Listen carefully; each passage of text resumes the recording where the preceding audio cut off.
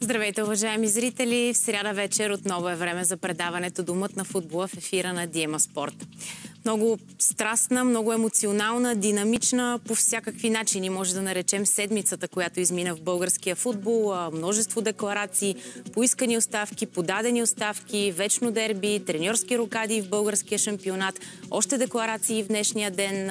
Много обаче се изговори по тези теми, затова ние поглеждаме в друга посока, защото има какво футболно да ви покажем, затова ето накратко темите в следващия близо час. В следващите близо 60 минути ще ви срещнем с героя на Левски от вечното дерби – Алдаир. Освен това, голмайсторът на Берой и ФБ Лига Леандро Годой разкрива повече за себе си. Ще открехнем завесата на предстоящото люто варденско дерби, а писателят Георги Бардаров говори за своите футболни спомени и предпочитания. Започва Домът на футбола.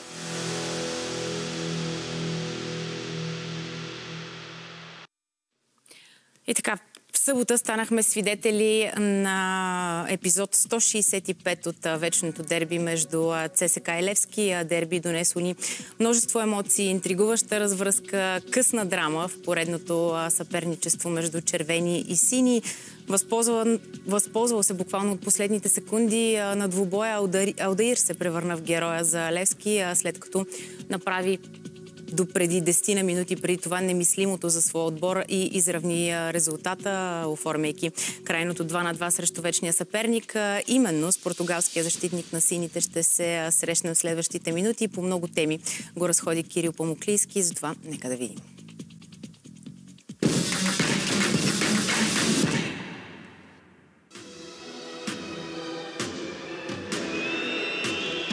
Илян Стефанов ще получи.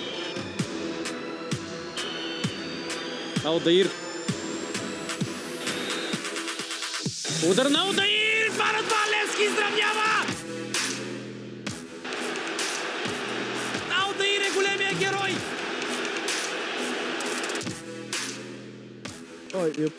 Сега сърцето ми бие по-бързо, отколкото тогава. В този момент всичко бе вулкан от емоции. Всичко се случи в последния момент с последния удар в матча. Не знаех дори как да отпразнувам гола, на къде да тичам, но това, което почувствах, бе да отида към феновете и да изпитаме радостта от гола заедно.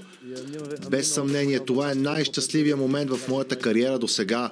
Това е един от най-хубавите ми моменти в живота.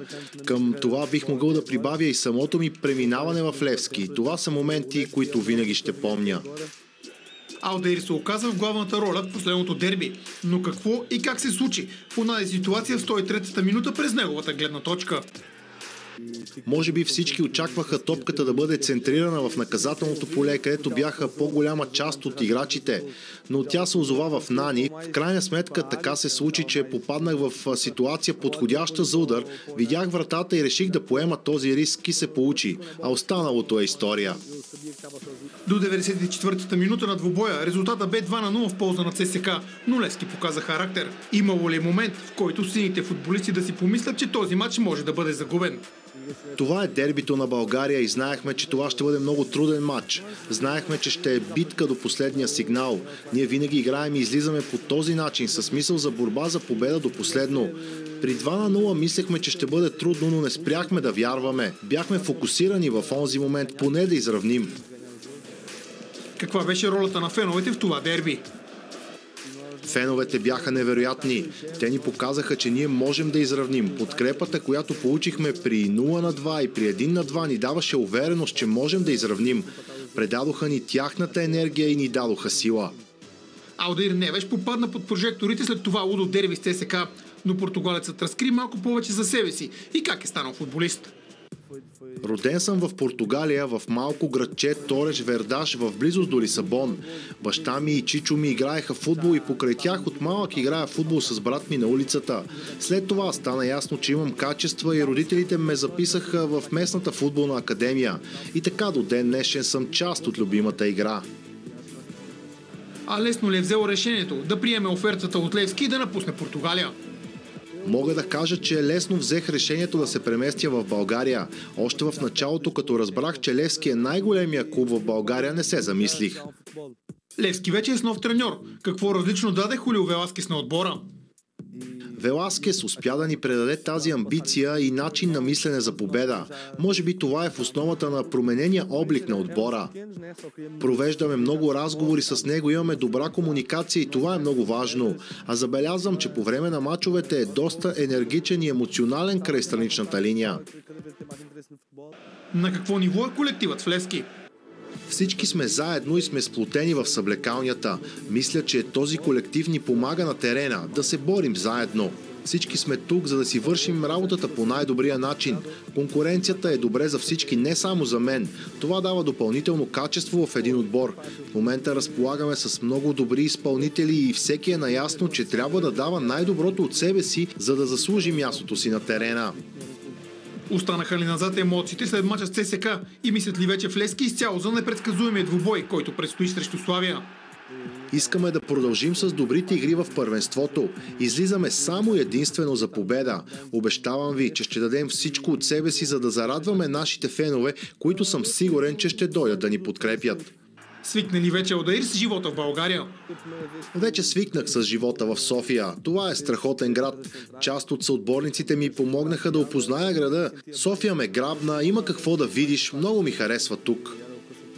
А как му се отразява факта, че играе в един от родните грандове и вече от разпознаваемите лица в родния футбол? Да, свикнах и с това. Никога до сега не бях играл в толкова голям отбор като Левски. Изпитвам голямо удоволствие от уважението и любовта, която ни дават феновете, дори когато ни видят на улицата. И стигаме до най-сериозната промяна, която претърпя Алдаир. Тази със смяната на неговата прическа. Беше време за промяна. Много време се задържах с старата прическа, но се чувствам еднакво добре и с двете прически.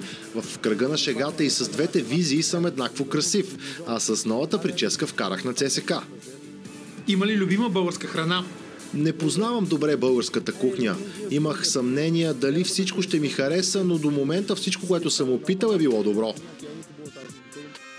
А след този отговор в кръга на шегата попитахме Алдаир дали Илян Стефанов, освен да му асистира на терена, не трябва да го води и на ресторант.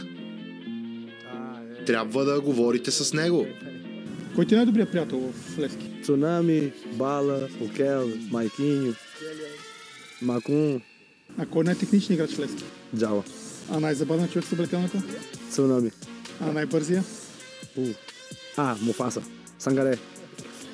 He is like a lion. Кой от чудениците говори най-добър български? Кел. А ти какво знаеш на български? Добре, добро утро. Как си? И само Левски.